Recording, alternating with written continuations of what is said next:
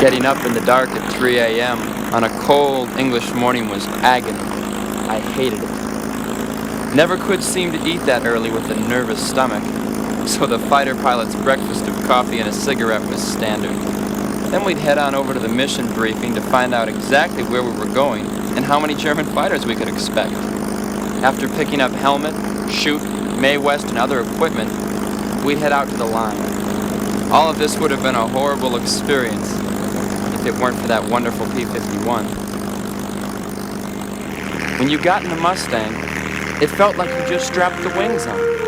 You didn't feel like you had a fuselage around your body. You were a part of the airplane. I loved it more than any other plane I ever flew. I'll never forget it.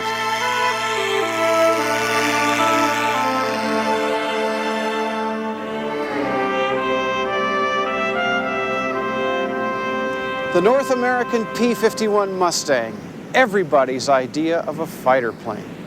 When World War II ended, there probably wasn't an American who didn't know what a Mustang was. And since then, pilots have dreamed of flying it. The ultimate flying machine. Sleek, with a Rolls-Royce Packard-built Merlin 1,500 horsepower engine up front. A cockpit you pull on like a pair of pants instead of climbing into.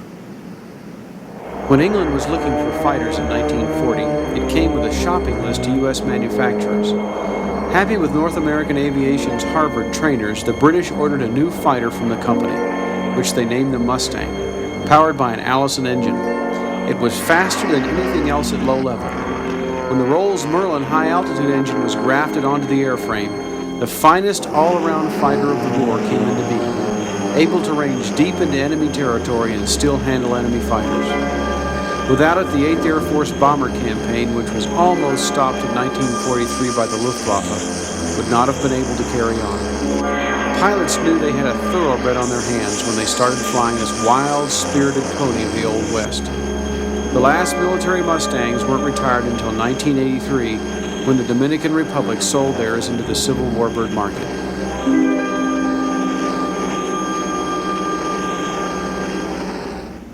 Everything about this airplane says flying. What was it someone said? If it looks right, it flies right. Ever since I was 3 years old, when my dad commanded a squadron of Mustangs, this was my idea of what airplanes look like. I guess I thought everyone's dad had a bunch of them, and I wanted to fly one. That dream has come true in spades many times over, but the experience is a rare one among flyers, since so few Warbirds exist out of the 300,000 we made during World War II. That's why we're here today, to take you along, put you in the cockpit with me, and turn the horses loose. Thanks to Elmer Ward, owner of Man of War here, and his major Mustang parts company, Pioneer Aero at Chino, California. The first thing most pilots ask, other than what's it like to fly a 51, is how do you get the training? It really doesn't differ much from World War II.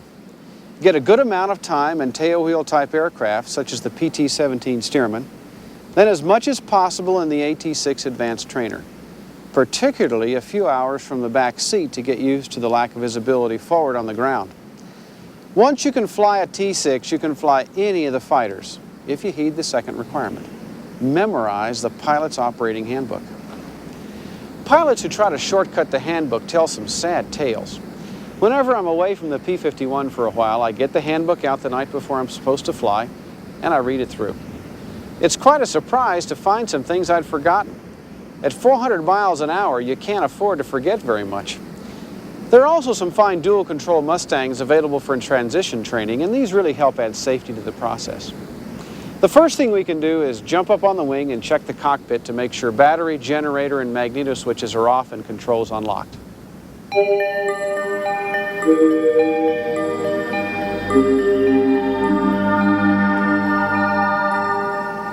Want to make sure that the battery and generator switches are off, the magneto switch off, and the controls unlocked. Then we'll come up here, check the hydraulic reservoir, make sure it basically has enough fluid in it, and we'll secure all that with a screwdriver. Then we're back up here to the oil level. Has a regular stick on it, except this one says gallons, and it goes up to 12. Generally around 9 or 10 is plenty.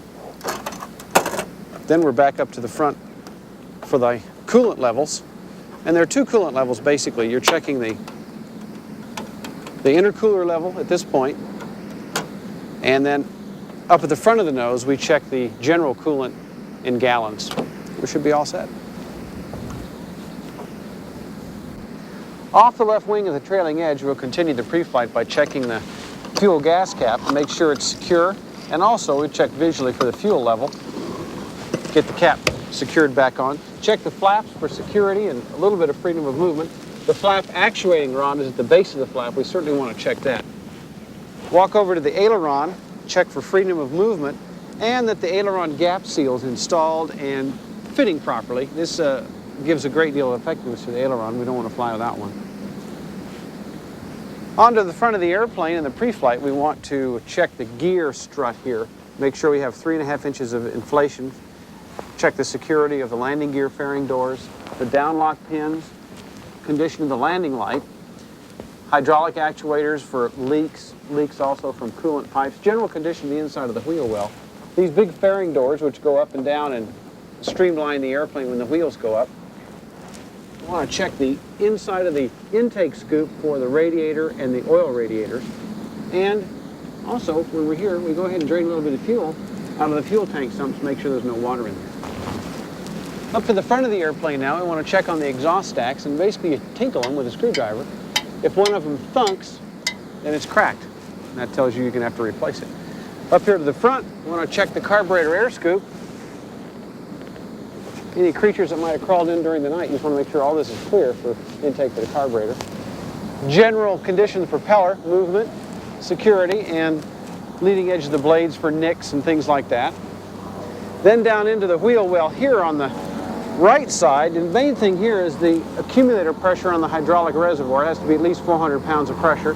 General condition of the well, back to strut inflation, security of the doors, on around to the tail. Back to the trailing edge of the right wing, we check the elevators here for the same condition we have on the other side. Security of the flap again, and the flap actuating rod here at the base of the flap. And back to the tail. We want to check the attachment on the elevators and freedom of movement. Condition of the elevator trim tab. Condition of the rudder and its trim tab as well. And the attach points. Back to the other elevator, its trim tab, attachment, and freedom of movement. Then over here to the tail wheel, we'll check tail wheel inflation and the strut inflation. And on up into the cockpit.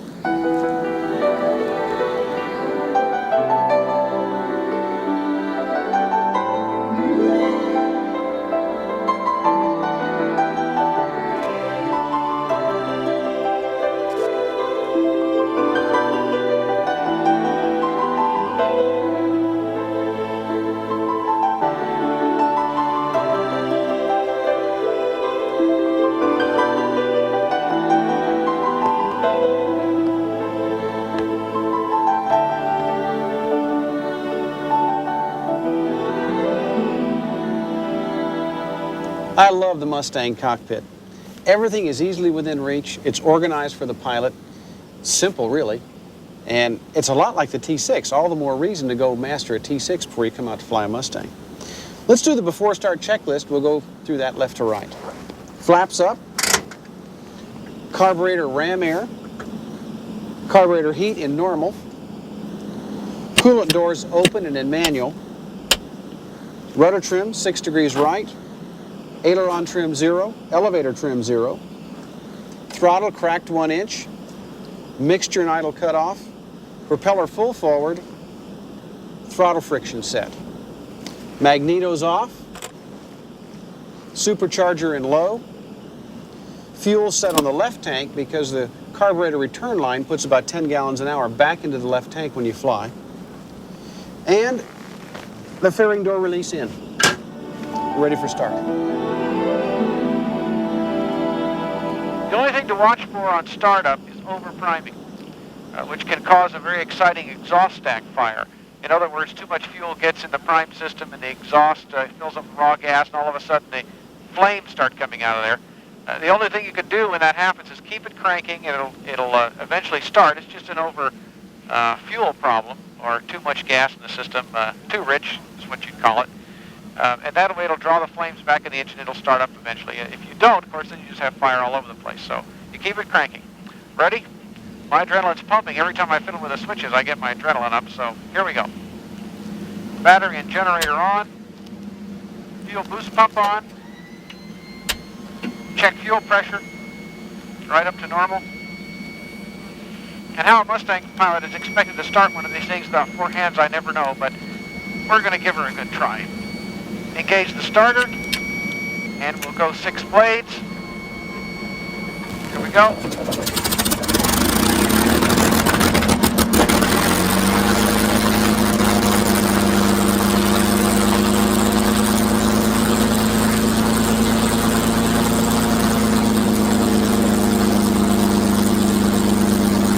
Check the oil pressure right away. We're right up to the oil pressure to normal.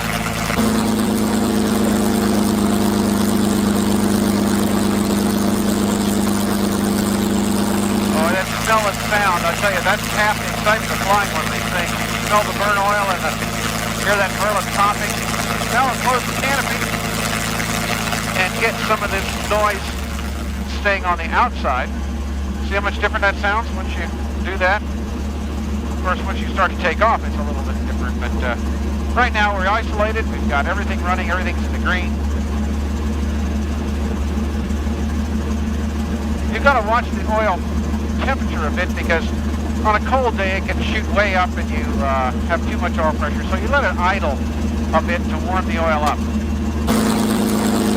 You know, a funny thing about a liquid-cooled fighter out of World War II is that the oil temperature can often still be too low, while the coolant temperature, the radiator, the glycol, the press-tone, in your case in the car it'd be antifreeze, that heats up real quick. So you end up with this mismatch problem. If the oil is still too cold, the glycol is getting too hot. On a cool day like this, that will be the case. We'll have to watch that very carefully just to make sure that we don't end up getting a mismatch there. I destroyed an aircraft on my first mission. Unfortunately, it was a P-51. I was taking off my leader's wing when I blew a tire and swerved toward him. Kicking the opposite rudder, I avoided the collision, but by the time I got straightened out, I didn't have enough speed or runway to get airborne. I cut the switches and held the stick in my gut and closed my eyes. The plane ran off the field, across a sunken road which sheared off the gear, dropped 2 full wing tanks and skidded across the field, tore off the left wing on a stump and wound up with its nose in a chicken coop. I was told later that I killed a crow in a hedge along the road and 2 chickens in the coop. That Mustang was rugged. I didn't even get a scratch.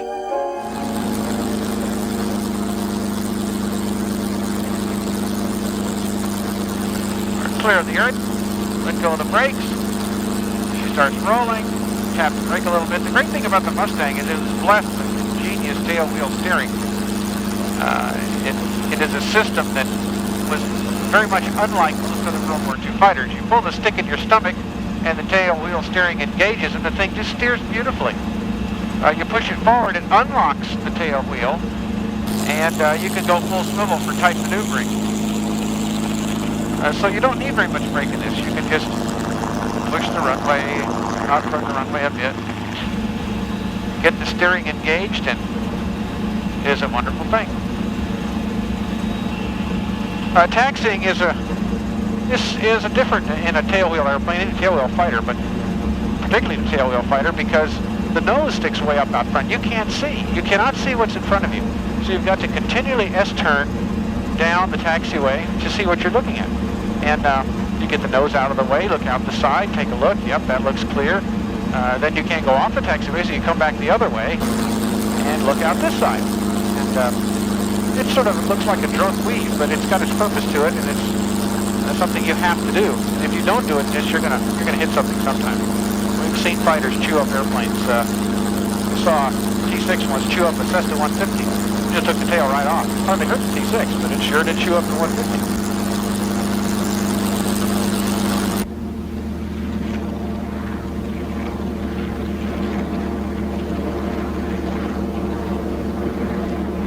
The coolant temperature's looking really good now. We're up to about 60 degrees, which is the red line on coolant. We're going, it's climbing towards 70. The oil is still below 40 degrees centigrade, so we still can't do anything. We've got to sit here and warm up. Once the coolant temperature goes above 100, you better be quick, because the needle can rapidly move to the 125 degree red line. With some modern radiators, we've been able to push that another 5 or 10 degrees higher. But if you get so close and the coolant begins to overheat, you only got two options. You point it back in the wind, go to 1500 RPM, open the coolant door full open, and that'll give you enough air through the radiator, hopefully to cool it down. If that doesn't work, all you can do is shut it down, because what you're going to get before too much longer is an expansion plug pop, which pops up in the front of the header tank, and the airplane then looks like a Stanley steamer. And all you can do is shut down and reset the system and wait till it cools off. But today I don't think we're going to have that problem. It's very cool outside. The coolant's just slowly creeping up, and the oil seems to be creeping up slowly. So we won't have that problem. We've got our minimum temperatures now. We'll go right on up to 2300 RPM for run-up. And the incredible thing about this isn't even cruise power, and it really sounds like we're going. The power goes way up. Sounds like it's going way up. It's really not. We'll go right up to 2300 RPM. Cycle the propeller.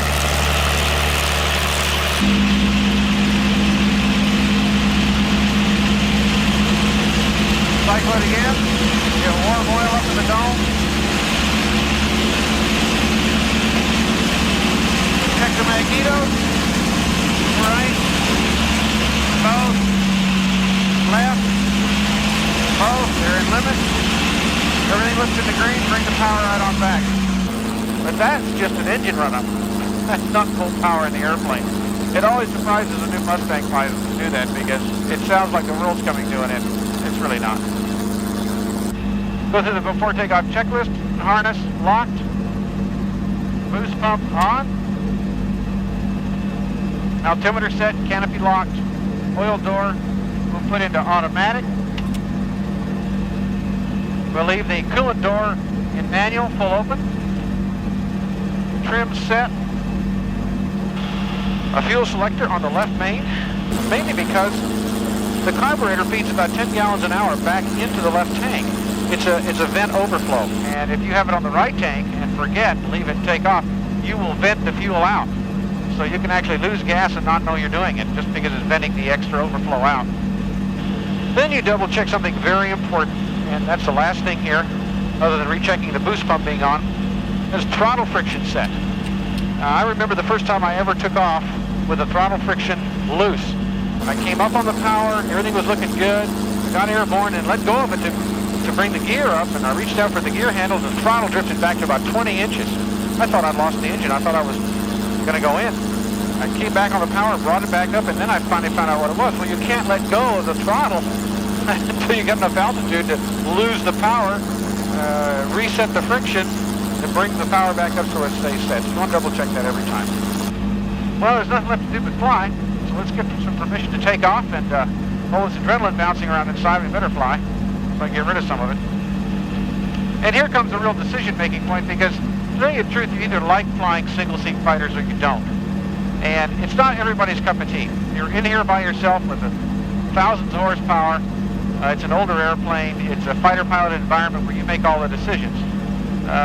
Some people don't like it. Some people want multi-seat flying. Others thrive on single seats. Myself, I love single-seat flying. I think it's just terrific. They'll pull out on the runway, and the interesting thing about this is you pull out and then the runway disappears again. You cannot see.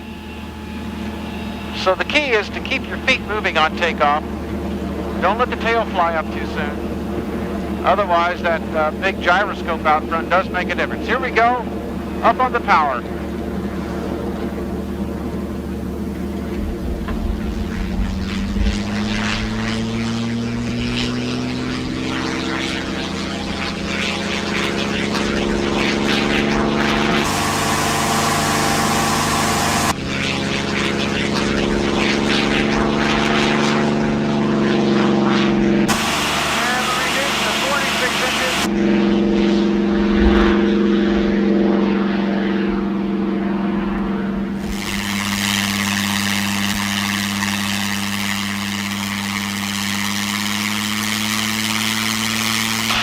To watch for on takeoff is to make sure that you don't let the airplane get away from you with the torque. Now, it's not impossible to handle, but the key really is making sure that you don't let the tail fly up too soon, because if you do, the torque will pull it to the left and there's not enough rudder to steer it. The tail wheel steering should be left on as long as you can. And then once you do get airborne, and you pull the gear handle up, you want one motion on the gear handle. If you don't, you go in between, you can actually get the gear sequencer out of whack. And if you do that, what happens is you can actually have the wheels going up and down at different points, or the gear doors, fairing doors on the inside stay up, and the wheels will hit the outside of the doors, and it gets all crazy. No matter what you do, the wheels will just don't seem to want to straighten out. What you do is you pull the hydraulic dump handle, dumps all the pressure, lets the wheels fall down normally, lock into place, then you start again. It makes successive power reductions here, back to 36 inches at 2400 RPM. That gives you a leisurely climb out. Not using a lot of fuel, very easy to do.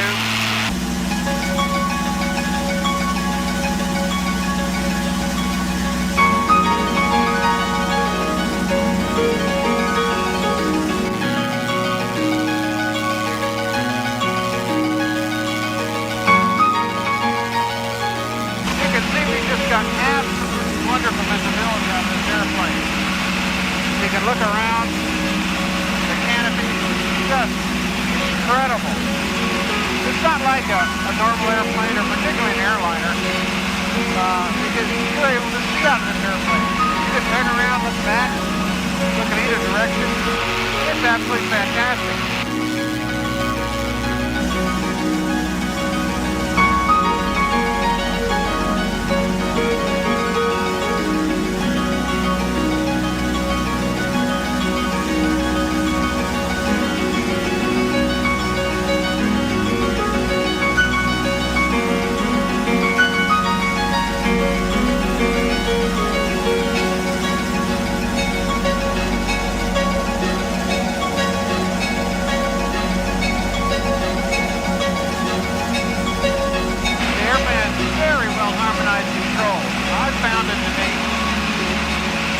One of the most pleasant of all the airplanes to fly. The controls are not particularly light, and I suppose that's a real surprise to most people. They expect a fighter to be sort of fingertip control. It's not. It's very much a hands-on airplane. You can see why in World War II these 18-year-old guys had to horse it around. Knowing that we are now headed out for the real thing for the first time is beyond description. We circle the field to get everyone into set course formation. It's a beautiful sunny day with about 3/10 clouds at about 8,000 feet. It's a great feeling to look around the formation, knowing who is in each plane, guys you've flown with and lived with in the States, and now together doing the job you were trained for and in the airplane you'd hoped to fly. Crossing out over the North Sea, Colonel Hayes calls oilskin feet are wet. I know that a lot of us are taking a last look at the beautiful green English countryside, knowing that this will be our home from now on. We climb steadily up to 20,000 feet. Up ahead, I can see the French and Belgian coast. We make landfall near Dunkirk. I've read enough about that place. The sky is clear and blue. The land below looks so green and peaceful with those scattered, puffy clouds. Then wham, bang! It's black at 7 o'clock. There it is for the first time. It doesn't look dangerous, it just appears like magic. Black and umbrella shapes. We make some evasive turns and nothing really comes close to us. But I really get a stab of excitement each time I hear that call of flak. Contrary to popular legend, the Mustang was not a maneuverable airplane.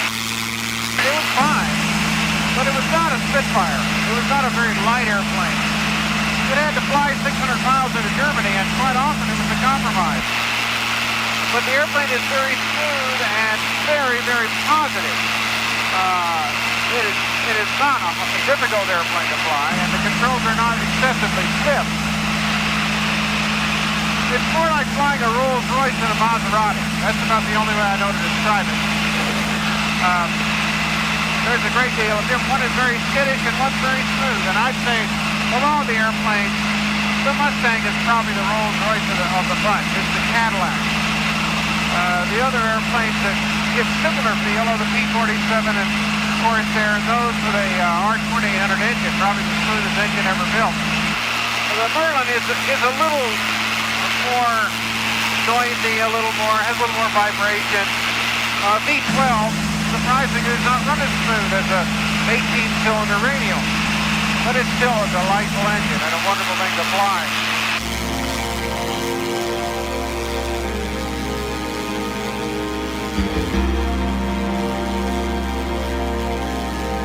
So there's some wingovers here, and the airplane just stays on rails and wingovers. You can lift it up like this, roll it over, and it just stays where you put it. You look where you're going, it comes back down out of the wingover just beautifully.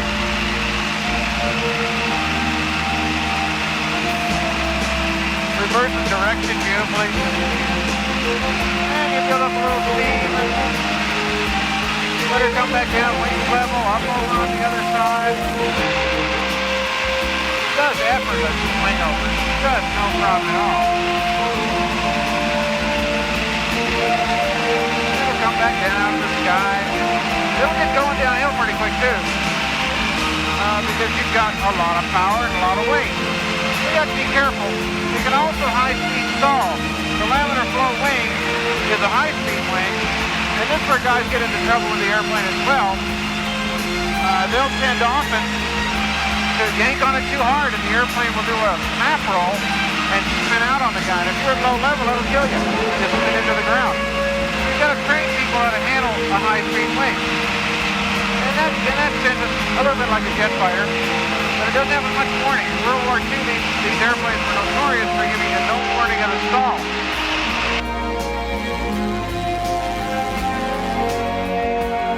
Let's go ahead and do a roll. It's quite like it's fun as a roll, and it's because again the ailerons are so very smooth. You can do a roll out of cruise in a Mustang, but I'll come down and get about 300 miles an hour, certainly over 250. Dump the nose. Keep the ball centered. And here we go.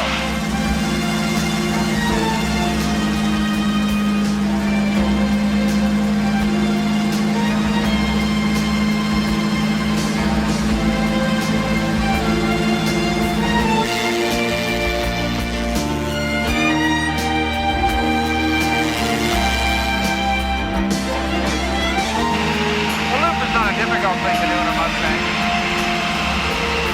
Get about 300, get the nose going downhill real steep, put about 4 G's on it, and he goes right around.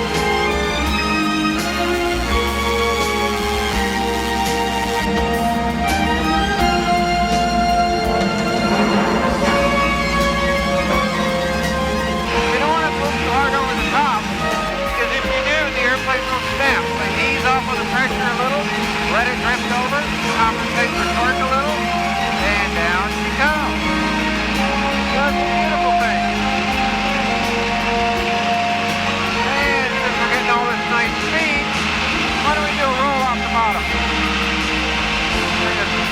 back up. And roll her around. Oh, man, nothing like fighters. Oh, and they paid my dad to do this. I've always dreamed one day that maybe I'd slip back in time and get paid to do this. On the Berlin raid of May 30th, 1944, my ship took 3 20mm hits from a 109. After recovering from a violent spin, I found that on the left side there was only a hole about the size of a golf ball in the leading edge of the horizontal stabilizer. On the right side, the wingtip was missing.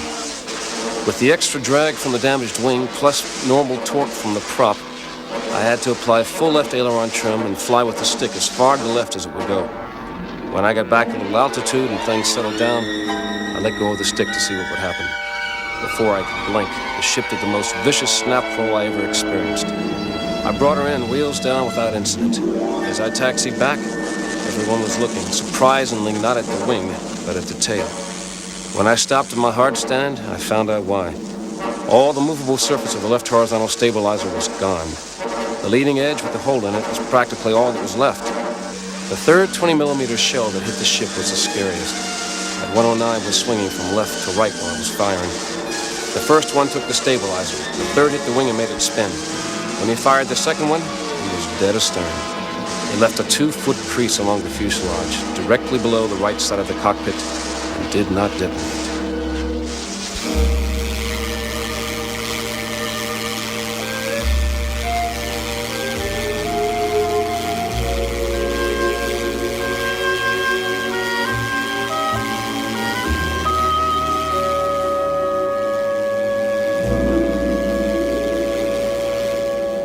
August 13th, 1944 was my most satisfying mission because it proved to me the value of operating by the book. As a countermeasure to Jerry's strafe in the front lines at dusk to minimize interference by our fighters, we began patrolling the front every evening. On this date, we had 8 ships up and spotted 10 plus 109s heading east on the deck. I lined up behind one that seemed to be a leader. As we came into range, my mind suddenly filled with everything I had ever learned and practiced for such a situation. Wait until those wingtips fill the ring sight. You're a little above him. Pull the pipper out a bit in front of his nose. Check the needle and ball. You don't want to be skidding. I squeezed the trigger, and immediately everything from the 50s converged on his engine. He rolled over and went in. His wingman must have been surprised. I gave him a short burst. I guess the tracers passing over his wings was too much. He immediately jettisoned the canopy and bailed out. I circled as he floated down, and when he landed, he calmly pulled in his chute, tucked it under his arm, and waved and walked away.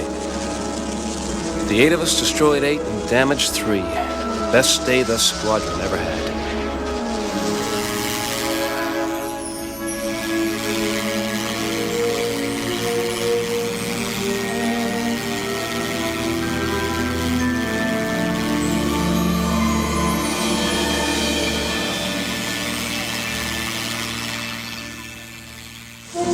I loved that airplane. Reactions to a woman climbing out of a P-51 during the war were varied, mostly startled. I wouldn't have cared what anyone said as long as they let me fly it. Once I flew into a field that was off limits, but the weather was bad and I had a slight mechanical problem, so I called in and I asked for permission to land. I kept radioing, P-51, ready to land, awaiting final landing instructions. It was sort of garbled, and they kept asking me to call in again and again. Finally, they said, "Waggle your wings if you receive." So there I was, waggling away, and pretty soon they came back, "Lady, the only thing we see up there is a P-51. Where are you?" I replied, "That's me. I am the P-51. They couldn't believe it. They were looking for a Piper Cub or something. Finally, when I landed, what a welcome I got. Word got around that a gal was flying that thing. They were darlings. By the time I had taxied up to the line, following that little follow-me truck, there were a lot of guys around to see what kind of a woman was flying this P-51. They'd never heard of us, the Wasps. One of the unusual things about the Mustang is its lack of emergency systems. Very simply, there aren't any. If the engine quits, maintain a best glide speed of 175 miles an hour and pick the best spot. Though fighters have a reputation for coming down like a brick, most have excellent glide ratios, far better than the average general aviation aircraft. For example, from 10,000 feet, you can glide 29 statute miles. That's a healthy 3 miles per 1,000 feet of descent. However, those miles really slide by at 175, so you have to react quickly.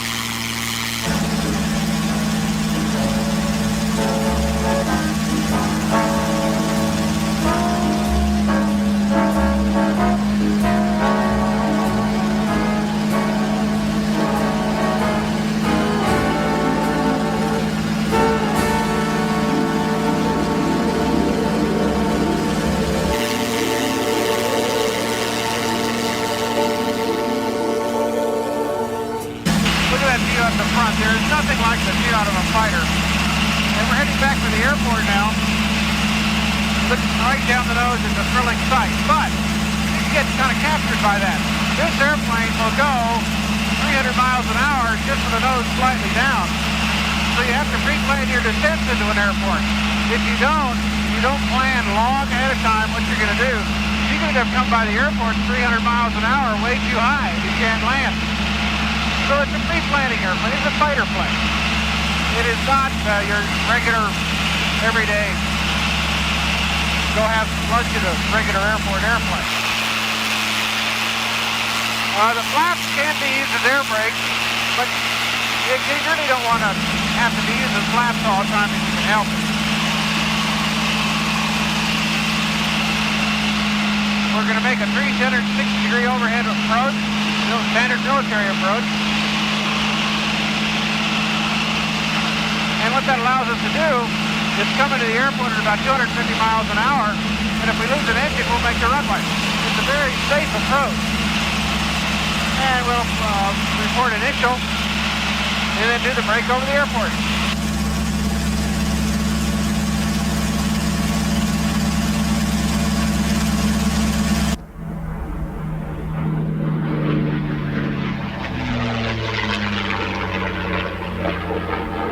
Ground personnel were gleeful targets for playful pilots, and more than once I hit the sod or dove off my bike as a P-51 streaked down the perimeter track at close to 400 miles per hour with the prop tips only about a foot above the asphalt.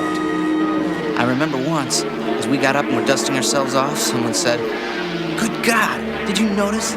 We were looking down on top of his wing." Another time, I was on my bike in an exposed area on the perimeter when I saw this guy coming at me in a long power dive. I thought it was for scaring the hell out of me, but I guess he didn't have that in mind, because he passed at a respectable distance. You know, it's strange, but those buzz jobs remain among my fondest memories of those days. It was pure envy.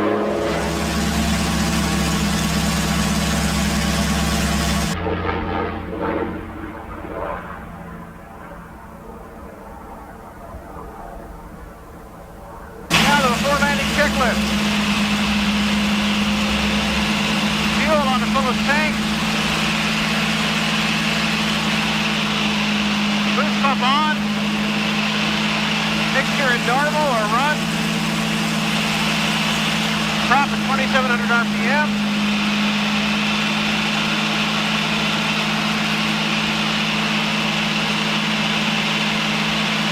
Radiators are automatic. And we're ready.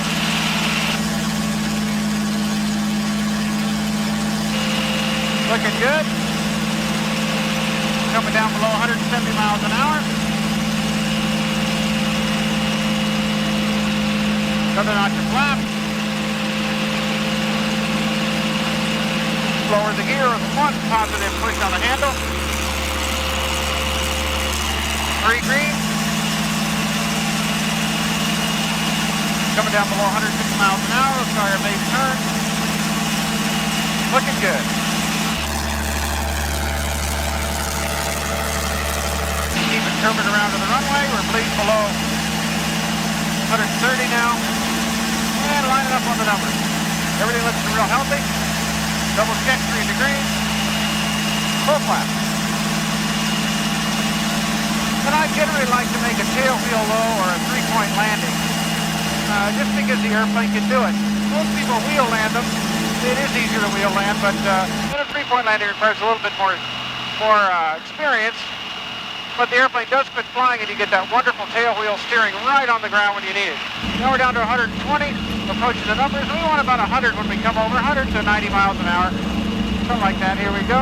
Power's coming on.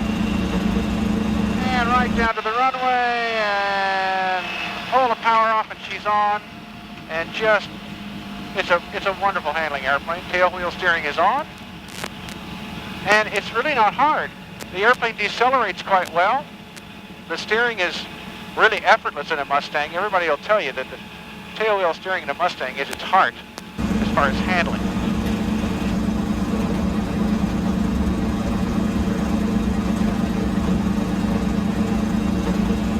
Mojave ground 727, clear the active, taxi to the ramp.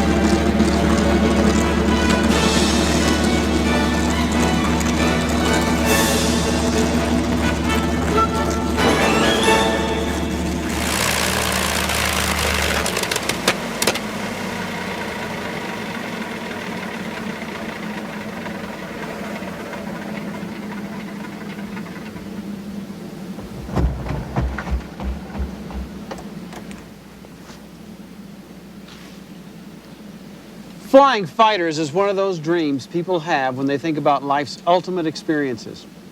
Shutting down a Merlin brings the realization that the dreams come true. When I was learning to fly, I looked down a long tunnel toward what I really wanted to fly, and there sat the P-51, along with a couple of other dream machines. It really does fly as good as it looks, and it was a privilege to bring you with me. I look forward to having you along for the next Roaring Glory.